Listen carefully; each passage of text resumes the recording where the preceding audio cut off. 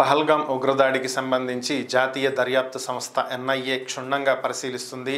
అక్కడ ఉన్నటువంటి స్థానికుల్లో కొంతమందిని అదుపులోకి తీసుకుని విచారిస్తుంది. అలాగే పలువురు వ్యాపారస్తుల్ని, దుకాణదారులకు కూడా నోటీసులు ఇచ్చి వారిని విచారిస్తున్నటువంటి విషయం అందరికీ తెలిసిందే. అయితే ఈ సందర్భంగా ఒక కొత్త విషయం బయటపడినట్లుగా తెలుస్తుంది. ఇదేంటి అంటే, వాస్తవానికి ఏప్రిల్ 22న జరిగినటువంటి ఈ ఉగ్రదాడి అసలు జరగాల్సింది ఏప్రిల్ 22 కాదని, దీనికి ముహూర్తం అసలు అనుకున్నది ఏప్రిల్ 20వ తేదీ అని. అయితే ఆ రోజు ఎక్కువగా వర్షం పడినటువంటి కారణంగా పర్యాటకులు పెద్దగా రాలేదని, కాబట్టి పర్యాటకులు తక్కువగా ఉన్నారు కాబట్టి ఎక్కువ మంది ఉన్నప్పుడు టార్గెట్ చేసుకుందాం అని చెప్పి పోస్ట్ పోన్ చేసుకుంటం జరిగిందని, అందుకే దాడి 22న నిర్వహించారు అనేది ఎన్ఐఏ తెలుసుకున్నటువంటి కీలక అంశాల్లో ఒకటిగా మనకు సమాచారం అందుతుంది. అలాగే ఉగ్రవాదులు దాదాపుగా ఒక వారం రోజుల ముందు నుంచే ఇక్కడ ఉన్నారని, స్థానికంగా ఉన్నటువంటి దుకాణాల దగ్గర ఉండి వారు పర్యాటకుల్ని పరిశీలిస్తూ ఎక్కడి నుంచి దాడి చేయొచ్చు, ఎలా చేయొచ్చు,